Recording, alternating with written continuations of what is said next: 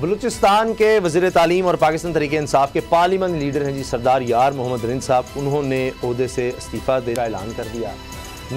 नाराज़ हैं वो वज़ीर आला से। अब देखिए, वज़ीर आला बलूचिस्तान जाम कमाल से रिंद साहब नाराज़ हो गए हैं। अब ये बड़ा ख़तरनाक है क्योंकि ये नाराज़गियाँ बढ़ती जा रही हैं। पहले स्पीकर से नाराज़गी, अपने लोग अलग नाराज़, दूसरी पार्टियाँ अलग नाराज़, ऊपर से अपोजिशन, वो धावा, ये अब मुश्किलात बढ़ती चली जा रही हैं। और आने वाले दिनों में लगता ये है कि इसका असर तहरीक इंसाफ पर भी हो सकता है, यानी वफाकी हुकूमत पर भी हो सकता है, क्योंकि ये अगर चीज़ें कंट्रोल ना हुई तो अपने लोग यानी बलूचिस्तान अवामी पार्टी से अगर सीनियर तरीन रहनुमा, अहम तरीन रहनुमा तहरीक इंसाफ का नाराज़ हो रहा है तो मामला ख़राब होगा। बलूचिस्तान अवामी पार्टी को उनसे गिला होगा, तहरीक इंसाफ को उनसे होगा, इमरान खान सब पर प्रेशर आएगा। अब ये सब बजट के दौरान हो रहा है। जब बजट पेश हो चुके हैं, पास करवाने हैं, उस वक्त ये मसाइल पैदा हो रहे हैं। तो बाबर डोगर साहब, आपको क्या लगता है ये संभाल सकेंगे इमरान खान साहब? कब उनको बीच में आना पड़ेगा, या आपको लगता है बलूचिस्तान की सियासत है, ये बलूचिस्तान में ही सब लोग देख लेंगे, वफाकी हुकूमत को इमरान खान को बीच में आने की ज़रूरत नहीं है? देखिए उसामा साहब, असल इशू ये है कि बलूचिस्तान में हर तीसरा बंदा जो है वो चीफ मिनिस्टर का कैंडिडेट है, चाहे वो यार मोहम्मद रिंद हो, चाहे वो भुतानी हो, या स्पीकर बलूचिस्तान असम्बली हो। ये सारे सीएम के बनने के लिए ये एफर्ट कर रहे हैं, और इनमें से हर कोई जो है उसने अपोजिशन के बंदों को भी अपने काबू में किया हुआ है और उसमें बाप पार्टी के बंदों को भी किया हुआ है। उसके साथ साथ जो चेयरमैन सेनेट हैं वो और जाम कमाल, इनके दरमियान भी शदीद इख्तलाफात आपस में चल रहे हैं। तो जो सेनेटर है, क्या नाम है उनका, वो चेयरमैन सेनेट जो है सादिक संजरानी साहब, वो जो है वो भी ये चाह रहे हैं कि जाम कमाल को हटाया जाए और उसके वहाँ पे नया चीफ मिनिस्टर लाया जाए। अब जब वहाँ पर इतनी ज़्यादा मुखालफत है, अपोजिशन जो है वो ये लड़ रही है कि जनाब उनके बंदों को डेवलपमेंट के फंड नहीं मिल रहे, और वो लोग जो उनसे हार के वहाँ पर बैठे हुए हैं उनको गवर्नमेंट डेवलपमेंट के फंड दे रही है, और उन अपोजिशन को भी हुकूमती बंदों की सपोर्ट है किसी न किसी तरह से।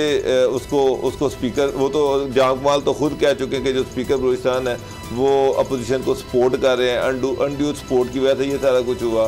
फिर जो चेयरमैन सेनेट है वो भी सपोर्ट कर रहे हैं। तो यहाँ पर अजीब गंद मच गया है, तो उसमें उससे निकलने का कोई रास्ता नहीं है। यहाँ तक कि यार मोहम्मद रिंद जो है उन्होंने तो ये भी कह दिया कि जनाब मैं और भुतानी साहब ये दोनों, वो कह रहे ना सिर्फ हम मिनिस्ट्रियाँ छोड़ रहे हैं बल्कि हम पीटीआई भी छोड़ देंगे। वो पीटीआई पे ये प्रेशर डाल रहे हैं कि उनको अलाउ किया जाए कि जाम कमाल के खिलाफ वो अदम एतमाद की तहरीक लेके आए, और उनको अपोजिशन ने भी कोऑपरेशन की यकीन दहानी कराई है और बाप पार्टी के लोगों ने भी करवाई है। अच्छा, अब सर लेकिन मेरा मतलब कि इमरान खान इस चीज़ पे एग्री नहीं हो रहे, क्योंकि वो अभी वो नहीं ये चाहते। और फिर वहाँ पर ये है कि हर बंदा जो है, हर तीसरा बंदा जो है वो 8-10 एमपी बन के लेके फिर रहा है, और वो सीएम का कैंडिडेट है। ये नून लीग के दौर में भी रहा असद खरल साहब, क्योंकि कुछ अरसे के लिए अब्दुल मालिक बलोच साहब थे और सनाउल्लाह ज़ारी साहब, और उसमें बड़ा प्रेशर था।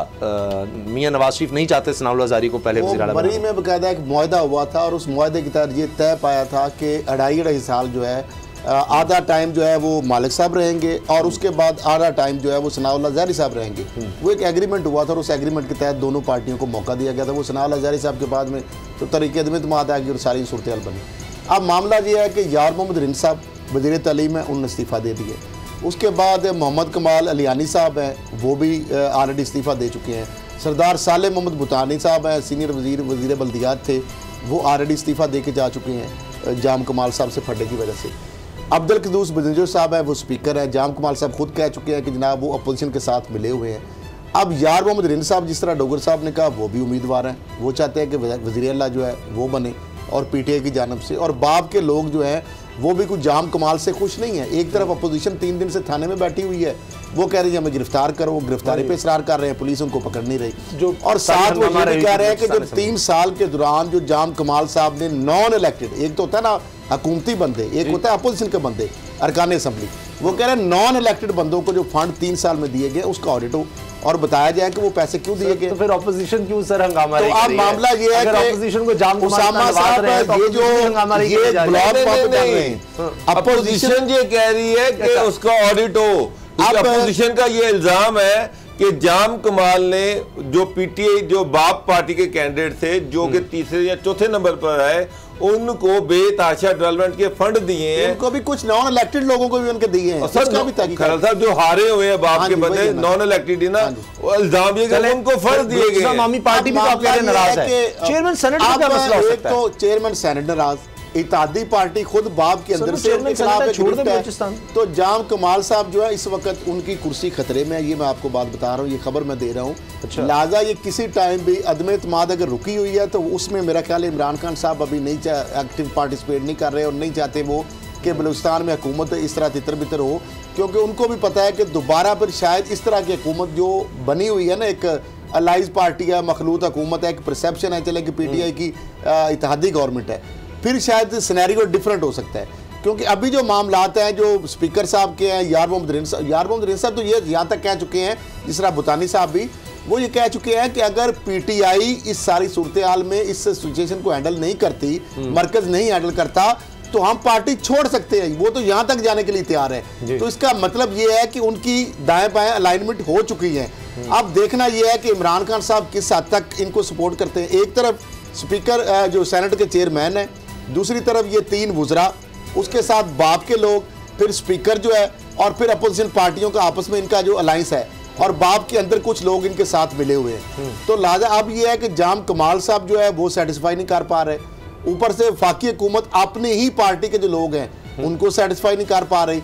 तो अल्टीमेटली तो ये बात यहाँ तक रुकेगी नहीं, ये अल्टीमेटली बात आगे जाएगी और ये बलूचिस्तान हुकूमत के अंदर ये क्राइसिस पैदा होगा। अगर अदम एतमाद की तहरीक आएगी, उसमें अब वज़ीर आला के कितने उम्मीदवार हैं, कौन वज़ीर आला बनता है, इस पे फड्डा पड़ेगा जरूर। अगर आ भी जाती है, अगर नाकाम हुई तो फिर भी शायद कुछ ठंड पड़ जाए, डिस्टेबलाइजेशन कहीं रुके, लेकिन अगर कामयाब हो गई तो फिर नहीं होगी। मैं आपको ये बात बता दूं, अच्छा, जिस दिन तरीके अदम एतमाद आ गई, ये तरीके अदम एतमाद कामयाब होगी, बलूचिस्तान की डायनामिक्स मैं समझता हूँ, आपको शायद अंदाजा नहीं, वहाँ पे पैसा भी चलेगा, वहाँ पे पैसा भी चलेगा और वहाँ पे डील डन पहले हो जाएगी। तरीके अदम आने से पहले सारी चीजें सेट हो जाएंगी, खुफिया हाथ भी चलेंगे और फिर सारा कुछ जब खुफिया हाथ चलेंगे तो फिर वही होगा जो वो चाहते हैं। सर तो फिर वो पहली चीजें सेटल कर लेना। लेकिन बाबर डोगर साहब, जो इस वक्त नजर आ रहा है, ये बात हो रही थी पंजाब में वज़ीर आला पंजाब को हटा लेगी, पीपल्स पार्टी वहां कोशिश कर रही थी, वो तो नून ने कह चुकी है, नून ने कह रही कि 2023 से पहले तो कोई जरूरत नहीं, हमें टाइम थोड़ा यहाँ पर हो रही थी। कभी हम मुराद अली शाह के बारे में सुनते थे, जी नैब उनको बुला रहा है, ये हो रहा है, पेश नहीं हो रहे, ये सब कुछ इस तरह कैसे चल रहे थे। ये अचानक से ये बलूचिस्तान में चल तो रहा था मामला, ही नीचे नीचे था, तूफान फील हो रहा था। हमने खुद अपने प्रोग्राम में रिंद साहब को बुलाया, वो बड़े नाराज नजर आ रहे थे, अपनी पार्टी से भी नाराज थे, और बलूचिस्तान में काम नहीं हो रही, सब था। लेकिन ये जो हमले वाली सूरत हाल हुई, उसके बाद इसने तो सब कुछ एकदम सामने ला कर रख दिया है और अभी तक संभल नहीं रहे मामला। देखिए उसामा साहब, थोड़ी सी आप हिस्टोरिकल बैकग्राउंड देखें तो बलूचिस्तान में मुझे नहीं लगता कि किसी भी सीएम ने अपने 5 साल पूरे किए हैं, चाहे वो मुशर्रफ ही रहा हो, चाहे ये फिर पार्टी का दौर था, चाहे नून लीग का दौर था। तो इन तमाम अदवार में 2-2, 3-3 चीफ मिनिस्टर वहाँ पर लगे हैं। तो अब चूँकि वहाँ पर कोई किसी एक को टोटल मेजॉरिटी नहीं मिलती और सारी जो पार्टी हैं वो छोटे छोटे ग्रुप जो हैं वो जीत के आ जाते हैं और अलायंसेस की गवर्नमेंट बनती हैं। जब अलायंसेस की गवर्नमेंट बनती हैं तो फिर वहाँ पर चूँकि सारे जो है लैंडलॉर्ड हैं, बड़े बड़े लोग हैं, हर कोई ये समझता है कि वज़ारत आला उसका हक है, तो वो फिर जो भी सिटिंग वज़ीर आला होता है उसके खिलाफ साजिशें उसी वक्त स्टार्ट हो जाती हैं और अल्टीमेटली चीज़ यहाँ तक आती है कि उसको वज़ीर आला को जाना पड़ता है और उसकी जगह पे नया वज़ीर आला आ जाता है। इवन नवाज शरीफ जो थे वो मालिक साहब को बड़ा पसंद करते थे, लेकिन उसके बावजूद उनकी पार्टी ने उनको मजबूर किया बलूचिस्तान में कि नहीं 2.5 साल के बाद वो घर जाएंगे और उनकी जगह पे नए नून लीग के वज़ीर आला आएंगे। और वो बात में नाराज़गी होगी मेंगल साहब को खुश करने के चक्कर में। तो सर ये आप देखें, जब पहले दौर में भी आप देखें, मुशर्रफ दौर में भी दो वज़ीर आला आए, पार्टी के दौर में 2 वज़ीर आए। आप देखें, इससे खरल साहब नुकसान नहीं होता बलूचिस्तान के लिए, बलूचिस्तान के लोगों के लिए, डेवलपमेंट के लिए? अब सी पैक है, उस तरफ वो सब मिलकर कोई बेहतर प्रोजेक्ट लेकर आ सके। सबसे ज्यादा अगर करप्शन होती है ना तो वो बलूचिस्तान के अंदर होती है। बलूचिस्तान रकबे के लिहाज से बहुत बड़ा सूबा है, आपको पता है, आबादी के लिहाज से कम है, लेकिन सबसे ज्यादा अगर वसाइल के हवाले से सरकारी वसाइल को लूटने की अगर बात आ जाएगी ना तो सिंध हुकूमत तो बदनाम है ही है, लेकिन बलूचिस्तान जो है उससे भी आगे है। वहाँ पे तो 70% तक फर्ज पेमेंट होती है, 30% भी वहाँ पे नहीं लगता। वो सेक्रेटरी और वो सेक्रेटरी 73 करोड़ उसके घर से बरामद हुआ। मैं देखता हूँ वहाँ पे रईसानी साहब थे तो उनकी और रिंद की लड़ाई हुई, तो रईसानी साहब जो वज़ीर आला बने उन्होंने 85 करोड़ रुपया सरकारी खजाने से लिया। लड़ाई हो रही है उनकी रिंद से। सरदार यार मोहम्मद रिंद ने कुछ 4 उनके वहाँ पे कुछ डेरे शेरे कच्चे पक्के गिरा दिए उनके जो बाहर मुजारों के होते हैं। उसके बदले में उन्होंने 85 करोड़ रुपया सरकार से लिया। नया बलूचिस्तान में केस मैं तो सुन के हैरान हो गया।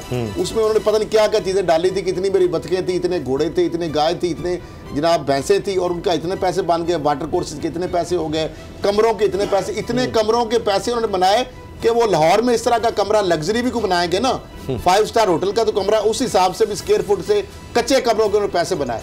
और जनाब उनको मिल गए, वो उन्होंने पैसे ले लिए, बड़े ड्रा किए बकायदा पैसे।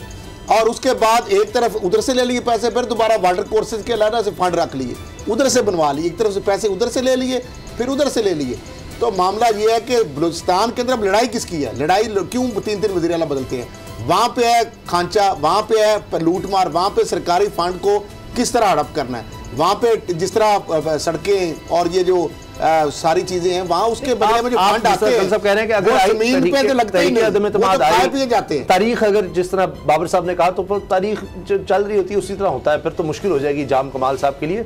लेकिन जो नया वज़ीर आला आएगा क्या उसके खिलाफ नहीं लोग हो जाएंगे जो आज जाम कमाल के साथ खड़े हैं? साल 1.5 साल तो सुकून से गुजर जाएगा ना, वो तो अपना काम चला लेगा, उतनी देर में इलेक्शन आ जाएंगे। तो यही बलूचिस्तान में ये होता है कि वहां पे आपस में अब मुश्किल लग रहा है। अगर जाम कमाल साहब जिस तरह हर बंदा कहता है जी मुझे दे मुझे दे मुझे दे, अब उनके पास जितने पैसे हैं वो उस हिसाब से खर्च करेंगे। सर वरिंदर साहब तो लड़ाई हो रही है पैसों की, फंड की लड़ाई है, ऐसे तो नहीं काबीना छोड़ी उन्होंने, ऐसी तो नहीं काबीना छोड़ी। फिर इसका मतलब है कि आने वाले दिनों में कुछ मजीद गड़बड़ होने वाली है। उनको लग रहा है कि तारीख तो वज़ारत दोहराई जाएगी। ये वज़ीर आला 5 साल पूरे नहीं, जाम कमाल जो है बड़ी मुश्किल से 5 साल पूरे करेंगे।